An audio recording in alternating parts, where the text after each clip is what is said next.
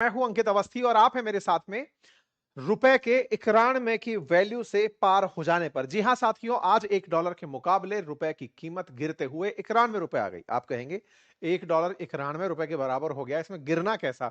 ये तो बढ़ना हुआ ना, 90 की जगह 91 हुआ। यानी कि अगर आप किसी वस्तु में वैल्यू बढ़ती देख रहे हैं तो इसे गिरना कैसे कहेंगे? बेसिक सा सवाल है। टमाटर का भाव बढ़कर के 10 रुपए किलो से 15 रुपए किलो हो जाए तो महंगा कहलाता है। तो ऐसे में तो सर टमाटर महंगा कहलाएगा। बिल्कुल, बस इसी को पकड़ कर चलिए। डॉलर पहले जहां 80 रुपए था, आज अगर वो 91 रुपए है तो डॉलर महंगा हो गया है। आपको डॉलर से मतलब नहीं होना चाहिए, आपको रुपए से मतलब होना चाहिए, क्योंकि हमारे देश की मुद्रा तो रुपया है। तो महंगा क्या हुआ? डॉलर महंगा हुआ। सस्ता क्या हुआ? रुपया सस्ता हो गया है। हमको ज्यादा रुपया खर्च करना पड़ रहा है डॉलर खरीदने के लिए। बड़ा बेसिक सा सवाल है, क्या खरीदना ही क्यों है? डॉलर क्यों खरीदना? हम तो रुपए में खुश हैं। हमारे कुछ माननीय मंत्रियों ने यह बयान भी दे दिया।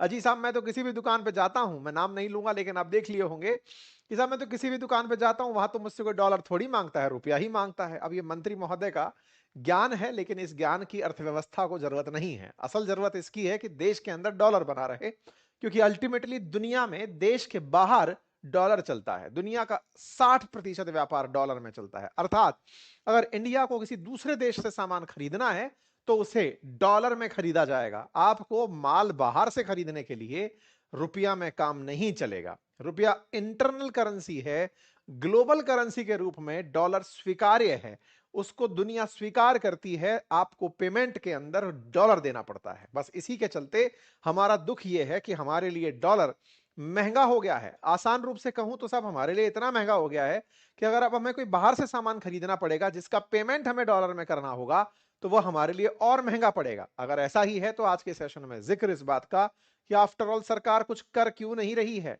रुपया इतना गिरा जा रहा है और सरकार कुछ कर भी सकती है कि नहीं कर सकती है?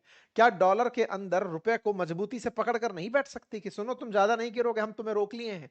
अच्छा, ये होता भी है कि भाई डॉलर वर्सेस रुपए की लड़ाई चल रही है, सर रुपया गिरता जा रहा है, रोक दीजिए ना सर, इसे यहीं पर रोक दीजिए। अरे भाई बस गिरना बंद करो यार, तुम रुको। आप में से कुछ लोग सोचेंगे कि सर रुपया तो जब हमारे देश की करेंसी है तो ऐसे में तो फिर रुपए को हम ही रोक देने चाहिए। बहुत सही सोच रहे हैं। देखिए, इसके लिए दो तरह की विचारधाराएं अपनाई गई थी। एक होता है कि जब आरबीआई इंटरफेरेंस करे और कहे कि भाई डॉलर के सामने रुपए को नहीं गिरने देंगे। इस तरह की पॉलिसीज को विश्व ने दरकिनार किया। विश्व ने कहा कि नहीं, फ्री मार्केट के अंदर आप अपनी करेंसी को गिरने से नहीं रोक सकते। मुकाबले में किसके क्या खड़ा है ये तो विश्व तय करने दीजिए, मांग और सप्लाई को तय करने दीजिए। अर्थात आप अपनी तरफ से इस कीमत को बांध नहीं सकते। अगर आप इसे बांधने निकलेंगे तो विश्व आपका बायकॉट कर देगा, दुनिया आपके साथ व्यापार करने पर रोक लगा देगी। ठीक है, तो रुपए का गिरना रोका जा सकता है या नहीं? तो सरकारी प्रयास रुपए को रोकने के नहीं होने चाहिए, डॉलर को मार्केट में आसानी से आने देने के होने चाहिए। भारतीय बाजार में डॉलर आसानी से एंट्री कर जाए, यह कैसे संभव हो, इसके होने चाहिए। बोले कहना क्या चाहते हो? कहना हम यह चाहते हैं कि डॉलर सस्ता कब होगा? फिर वही टमाटर वाली बात, अगर 1 किलो टमाटर 10 का था, अब आपको 15 का खरीदना पड़ रहा है, इसका मतलब क्या है? पैसा आपके पास ज्यादा हो गया, मार्केट में टमाटर कम है, तभी तो टमाटर के साथ में रुपया महंगा, मतलब टमाटर महंगा हुआ। एग्जैक्टली exactly, अगर $1 पहले 80 का था, अब 91 का हो गया है, तो डॉलर के मुकाबले रुपए 91 तक अगर पहुंचा है, अर्थात आपको डॉलर खरीदने के लिए ज्यादा पैसा खर्च करना पड़ रहा है। आसान करें तो बात यह है कि डॉलर आपके पास कम है। आपके पास डॉलर आ ही कम रहा है, तो फिर खरीदने में तो भाव बढ़ेंगे ही, डिमांड एंड सप्लाई है। डॉलर कम आ रहा है तो आपको ज्यादा पैसा खर्च करना पड़ रहा है, क्योंकि ज्यादा लोग डॉलर चाहते हैं। क्यों? क्योंकि उन्हें विश्व से सामान खरीदना है, इंडिया को इंपोर्ट करना है अपना धंधा चलाने के लिए। फिर से सवाल बना कि अच्छा ऐसा है, तो सर डॉलर हमारे देश में कम क्यों आ रहा है?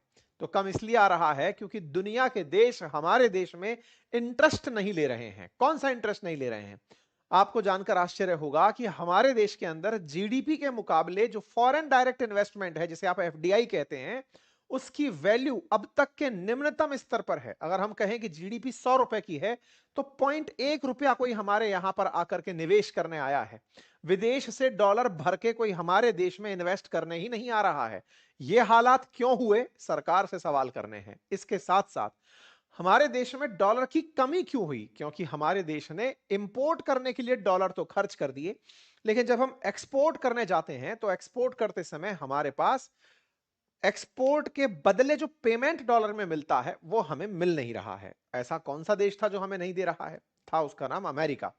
अमेरिका के साथ भारत व्यापार करके पिछले साल 40 बिलियन डॉलर कमाया था। 40 बिलियन डॉलर हमने पिछले साल अमेरिका से कमाए थे, लेकिन इस बार उन्हीं पे संकट आता दिख रहा है। क्यों? क्योंकि अमेरिका ने हम पर 50% टैरिफ लगा दिया। परिणाम यह निकला कि हम अपना सामान बेचना तो चाहते हैं, लेकिन वो अमेरिकियों को महंगा पड़ रहा है, क्योंकि अमेरिका ने अपने यहां पर उस वस्तु को महंगा दिखा दिया है। ऐसे में हमारा माल बिक नहीं रहा है, इतना नहीं बिक रहा है जितना कि 40 बिलियन हमारे पास वापस आए। अब इतना पैसा हमारे पास नहीं आएगा तो बाजार में ओवरऑल डॉलर कम पहुंचेगा, और जब बाजार में मतलब इंडियन बाजार में ओवरऑल डॉलर कम आएगा और खरीदार लाइन लगाकर खड़े हैं, यानी कि वो डिमांड कर रहे हैं कि हमें भी डॉलर चाहिए, तो वो लोग ज्यादा रुपया खर्च करने को तैयार होंगे। आसान भाषा में, डॉलर कम आ रहा है, लोग रुपया लेकर खड़े हैं कि डॉलर दे दो, क्योंकि उस डॉलर से उन्हें आगे चलकर इंपोर्ट करना है। यही कुल मिलाकर कारण है कि हमारे देश के अंदर डॉलर की मांग बढ़ रही है और उसकी वैल्यू गिर रही है। तो क्या ये एक चिंता की बात है? क्या भारत सरकार को इस पर कुछ करना चाहिए? आइए सेशन के अंदर डिस्कस करते हैं। क्योंकि आज सुबह डॉलर के मुकाबले रुपया 11:45 पर 91.14 रुपया पहुंच गया। इससे पहले भी हमने आपको 2 हफ्ते पहले बताया था कि एशिया की सबसे कमजोर करेंसी डॉलर के मुकाबले रुपया बना है। डॉलर के सामने रुपए का धराशायी होना 1 साल पहले से जारी है, या फिर ये कहिए ट्रंप का आगमन हुआ और रुपये का गिरना बहुत तेजी से शुरू हुआ। डॉलर के मुकाबले रुपए का अगर इतिहास निकाल कर चलें, तो एक समय था जब डॉलर के मुकाबले रुपया $1 = 4.76 के बराबर होता था। धीरे धीरे सरकारें आती गई और डॉलर के सामने रुपया गिरता चला गया और आज 91 रुपए तक पहुंच गया। $1 के सामने रुपए की कीमत का ये जो गिरावट है, जहां $1 के बराबर 4 रुपया था, आज 90 रुपए के बराबर हो गया है। आपके दिमाग में एक बेसिक सा प्रश्न होगा कि $1 1 रुपए के बराबर क्यों नहीं हो जाता? इस पर मैंने एक डिटेल वीडियो किया हुआ है, जो कि आपको यहां पर आई बटन के अंदर दिख जाएगा। आप उसे क्लिक करके देख लीजिएगा। लेकिन फिर भी समझिए कि डॉलर और रुपए की लड़ाई नहीं है। असल में लड़ाई है आपके देश में कितना माल रखा है, जिसके मुकाबले आपने करेंसी जारी की हुई है। असल में ये सारी जो करेंसी, जो फिएट मुद्रा हमने जारी की है, ये वस्तुओं के अगेंस्ट जारी की गई हैं कि हमारे स्टॉक में इतना माल है, उसके अगेंस्ट हमने इतने नोट जारी कर रखे हैं। अमेरिका के पास माल ज्यादा है, $30 ट्रिलियन की इकोनॉमी है, तो उसके अगेंस्ट उसने जो नोट जारी किए उनकी वैल्यू ज्यादा है। हमारे मार्केट में यानी हमारे माल में $4 ट्रिलियन का माल है, तो उसके मुकाबले जो हमने जारी किया उसका माल उतना ही कम है। तो टेक्निकली हमारी जीडीपी वर्सेस उनकी जीडीपी में एक बहुत ही बेसिक सा अंतर यह है कि हमारे रुपए से जो खरीदी जा सकने वाली वस्तुएं हैं, वो उनके डॉलर से खरीदे जा सकने वाली वस्तुओं में अंतर है, इसीलिए इनके बीच में बड़ा अंतर दिखाई देता है। अब सवाल बनता है कि सर, इस साल का क्या हाल रहा? रुपया ने कितनी ज्यादा गिरावट दर्ज कराई और कितना गिरेगा रुपया? तो साहब, आप कहेंगे ये बढ़ तो रहा है, कहला रहा है कि गिर रहा है। बिल्कुल सही कह रहे हैं। एक साल में ये 6% गिर गया। 6% गिर गया से मतलब समझिए कि जहां ₹84 था मई 2024 में, 2025 में, आज वो 91 पे खड़ा है। ₹7 गिरा है, यानी कि एक तरीके से डॉलर ₹7 महंगा हो गया है। और डॉलर का ₹7 महंगा होना ये एक बड़ा नंबर है। और अगर हम एक साल की बात करें तो 85.5 से लेकर के ये साल की शुरुआत में जहां 85.5 पर था, अब 91 पर पहुंच गया है साल के अंत तक होते होते। तो ये लगभग 6% की गिरावट दर्ज किया है। रुपए का इतना गिरते हुए ऑल टाइम लो हो जाना, क्योंकि अभी तक डॉलर के सामने रुपया इतना ज्यादा नहीं गिरा था कि उसके अंदर पूरे की पूरे क्रमांक नीचे आए। डॉलर के मुकाबले हम चर्चा करते हैं क्योंकि डॉलर में व्यापार होता है, बल्कि डॉलर के मुकाबले भारतीय रुपया यूरो के सामने भी गिरा है और करेंसीज के सामने भी गिरा है, लेकिन डॉलर हम लोग ट्रेड करते हैं, इसलिए हम उस पर बात कर रहे हैं। ठीक है साहब। सवाल बनता है, सर डॉलर में ही व्यापार क्यों करते हैं? हम यूरो में क्यों नहीं कर लेते? हम पाउंड में क्यों नहीं कर लेते? हम रेनमिंबी में, युआन में, इनमें क्यों नहीं कर लेते?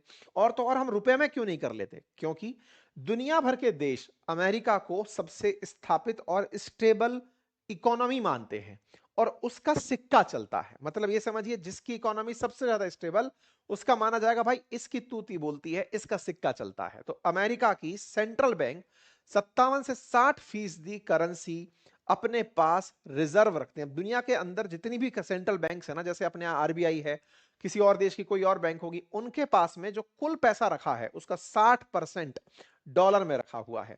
दुनिया का 39% जो कर्ज है वो डॉलर में है। दुनिया का करीब 60% व्यापार डॉलर में है।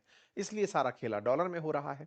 सर हमारा डॉलर के सामने रुपया गिरता क्यों जा रहा है? बेसिक रीजन तो मैंने बता ही दिया था कि डॉलर आ ही नहीं रहे हैं। आएंगे कहां से? व्यापार से। व्यापार क्यों नहीं कर पा रहे हैं? क्योंकि ट्रेड डील में इतनी अनसर्टेनिटी बनी हुई है।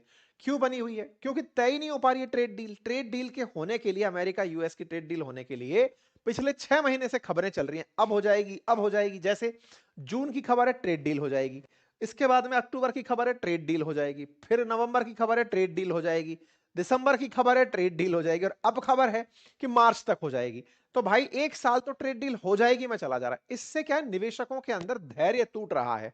सोच रहे थे डॉलर आएगा तो माल खरीदने का पेमेंट करेंगे, आ ही नहीं रहा है तो जितना है उसको खरीदो, उसमें पैसा खर्च हो रहा है। ठीक है, इससे क्या हो रहा है कि सारा की सारा मामला हमारा गड़बड़ा रहा है। अब ऐसा क्यों हो रहा है, ट्रेड डील क्यों नहीं हो रही? काफी सारी चीजें हैं। अमेरिका के साथ में टैरिफ का मामला अचानक उन्होंने बढ़ाकर 50% कर दिया कि रूस से तेल क्यों खरीदते हो। अब हम कैसे ट्रेड डील करें? 25% पर ट्रेड डील करने गए थे, वो बढ़ा के 50% कर दिया। दूसरा, अमेरिका को फर्क नहीं पड़ रहा ना इंडिया के साथ ट्रेड डील हुई कि नहीं, लेकिन हमारे तो बहुत सारा फर्क पड़ गया, क्योंकि वो 30 ट्रिलियन पर बैठे, हम 3-4 ट्रिलियन डॉलर पर बैठे हुए हैं। 10 टाइम्स का फर्क है, तो बहुत ज्यादा फर्क हमको नहीं, उनको नहीं, हमको पड़ गया। दूसरा, कुछ चीजों को लेकर अमेरिका के साथ हमारी बन नहीं रही है। वो एग्रीकल्चर सेक्टर के अंदर डील चाहता है, हम कर नहीं सकते, हमारे यहाँ किसान आंदोलन फिर शुरू हो जाएंगे। दूसरा, अमेरिका चाहता है कि मैंने कहा वो सही है, ये बात मान लो।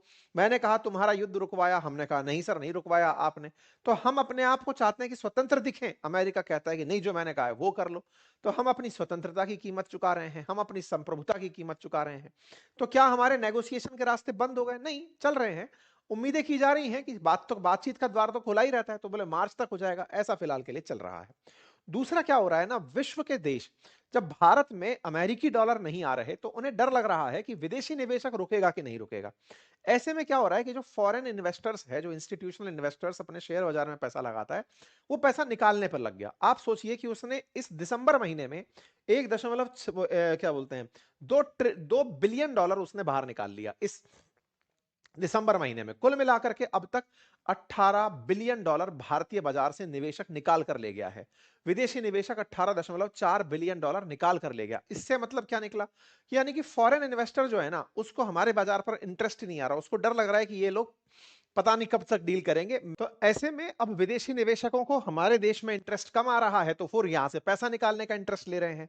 साथ ही साथ जो तेल और सोने की कंपनियां हैं, वो अपने यहां पर हेजिंग डॉलर में करके चल रही हैं। उन्हें लग रहा है कि तेल की कीमतें गिर जाएंगी, तो एक काम करो, जितनी गिरेंगी उतने के मुकाबले में डॉलर में इन्वेस्टमेंट कर दो। तो ये कुछ ऐसी चीजें हैं जिनके चलते गोल्ड रेट्स के अंदर, मतलब जिनके चलते डॉलर की कीमतों में कमी आ रही है। साथ ही साथ गोल्ड रेट जो है ना, उसके अंदर भी परिवर्तन देखने को मिल रहा है, क्योंकि गोल्ड में लोग निवेश ज्यादा कर रहे हैं। और गोल्ड चूंकि हम इंपोर्ट करते हैं, तो इंपोर्ट करने की वजह से हमारा बहुत सारा पैसा डॉलर के रूप में चला जाता है, क्योंकि गोल्ड खरीदने के लिए आपको सब्जी मंडी की तरह देश के अंदर से नहीं खरीदना है, बाहर से खरीदना है। उसके लिए पेमेंट डॉलर में हो रहे हैं, तो वो पेमेंट करने में फिर दिक्कतें आ रही हैं। ठीक है, अच्छा, इसके अलावा अगर आप देखें तो विदेशी निवेशक हमारे यहाँ डॉलर डालने आ नहीं रहा है। हालत यह है कि एक समय पर हमारे देश में जहां हमारी जीडीपी का 1.9% विदेशी निवेशक आया हुआ था पैसा खर्च करने, डॉलर देने, आज वो 0.02% है। हमारी जीडीपी के मुकाबले अगर 100 रुपए की जीडीपी है तो 2 पैसा हमारे देश में लगाने आ रहा है। इतना कम विदेशी निवेशक हमारे देश में निवेश करने आ रहा है। इसके पीछे बहुत से कारण हो सकते हैं। सरकार के द्वारा ऐसी बहुत सी बाधाएं हो सकती हैं जिनको वो नहीं पाता, या पॉलिटिकल इंस्टेबिलिटी हो सकती है, या फिर कंपिटिटिव मार्केट किसी और देश का उसे अच्छा लग सकता है। और सबसे बड़ी बात जो हो सकती है वो ये हो सकती है कि भाई उसे हमारे देश में ऐसी कोई कंपनी ही ना दिख रही हो जिसमें उसे लगता हो कि निवेश करना चाहिए ताकि उसका पैसा बढ़ सके। अब बात करें इन सारी बातों की, तो सवाल ये देखो, भारत तो ऑलरेडी बहुत अच्छी ग्रोथ के साथ आगे बढ़ रहा है। 8% की ग्रोथ रेट हमने डोमेस्टिक रूप से अर्जित की है। मतलब कंपनियां तो बढ़िया परफॉर्म कर रही हैं। सारा लेकर देखा जो पड़ा हुआ है वो अमेरिका के सामने भारत की इमेज का पड़ा हुआ है। तो अमेरिका के साथ में जब भी कोई देश अटकता है तो उसके यहां पर ये सारी की सारी दिक्कतें आती हैं जो अपन देख रहे हैं। आज जो ईरान का हाल आप देखते हैं, वेनेजुएला का जो हाल देखते हैं, वो अमेरिका के साथ हुई राइवलरी का ही परिणाम है, जिसके चलते ईरान की करेंसी इतनी डिवेल्युएट हो गई कि उन्हें अपनी करेंसी बदलनी पड़ी। वेनेजुएला में बोरा भर करके लोग सामान खरीदने जाते हैं। भारत के हालात ऐसे नहीं है, क्योंकि भारत सरकार ऑलरेडी नेगोशिएशन में लगी हुई है। लेकिन हाँ, ये जरूर है कि रुपए के अंदर आई गिरावट से हमें नुकसान होगा, क्योंकि हमारे देश में इंपोर्ट महंगे होंगे। तेल और सोने की कीमतें महंगी होंगी, महंगाई बढ़ सकती है, विदेश में पढ़ना लिखना महंगा हो सकता है, विदेश घूमना निवेश महंगा हो सकता है। ये तमाम चीजें हमारे देश में नकारात्मक असर डाल सकती हैं। सरकार क्या कर सकती है? देखिए, सेक्टोरल तरीके से अगर हम बताएं तो हमारे electronics, chemical, machinery, food, petrol, metal, transport, textile, jam और लेदर, ये वो तमाम डिपार्टमेंट हैं जिनमें इंपोर्ट बहुत ज्यादा होता है। इंपोर्ट ज्यादा होता है तो इंपोर्ट के बिल महंगे हो जाएंगे। ऐसे में हमारे यहां पर इंपोर्ट का परसेंटेज बढ़ने से प्रभावित ज्यादा होने लगेंगे, क्योंकि रुपये का डेप्रिसिएशन इन्हें प्रभावित करने लगता है। एक्सपोर्ट कम और इंपोर्ट ज्यादा होने से ये प्रभावित क्षेत्र होने लगते हैं। हमारे देश के अंदर भारत सरकार से क्या अपेक्षा की जा सकती है कि साहब आप आरबीआई को बोल करके इस गिरते रुपए को रोक दीजिए ना। ऐसा रोकते ही विदेशी निवेशक जो और आना चाहता है वो दूर भाग जाएगा, इसलिए वो उसको नहीं कर सकते। तो हम सरकार से क्या अपेक्षा कर सकते हैं? यही कि आप किसी भी तरीके से डॉलर की खरीद सुनिश्चित करवाइए या एक्सपोर्ट बढ़ाइए। एक्सपोर्ट बढ़ाएंगे तो आपके पास में पैसा भर भर के आएगा। एक्सपोर्ट बढ़ाने के विकल्प में जो ताजा विकल्प हमारे सामने अमेरिका बैठा है, उसके साथ नेगोशिएशंस किए जाएं और उसके साथ नेगोशिएशन करके व्यापार को वापस से पुनः अपने रास्ते पर लाया जाए। दूसरा, और भी ऐसे ऑल्टरनेटिव देश तलाशे जाएं जहां हम अपना एक्सपोर्ट बढ़ा करके डॉलर अंदर ला सकते हैं। देश को एक्सपोर्ट पर फोकस करना होगा, डिप्लोमेटिक रिलेशंस को मजबूत रखना होगा, ताकि व्यापार में, व्यापारिक प्रतिस्पर्धा में उस देश के लोग चाइना के मुकाबले इंडिया का माल खरीदना प्रेफर करें। ये सारे प्रयास एक दिन में तो नहीं होते, लेकिन इसे करना बड़ी मजबूती से होगा। फिलहाल के लिए इतना ही। जानकारी पसंद आई हो तो साथियों से साझा करें। चैनल पर नए हैं तो सब्सक्राइब कर लें। बाकी आप लोग इस विषय पर क्या सोचते हैं, अपनी राय जरूर बताएं। साथ ही साथ इन्वेस्टमेंट से संबंधित नॉलेज के लिए बातें बाजार की एप्लीकेशन को भी आप यूज कर सकते हैं। वहां पर म्यूचुअल फंड्स और इन स्टॉक मार्केट से रिलेटेड कोर्सेज उपलब्ध हैं, आप जाकर उसे एक्सेस कर सकते हैं। Thank you so much.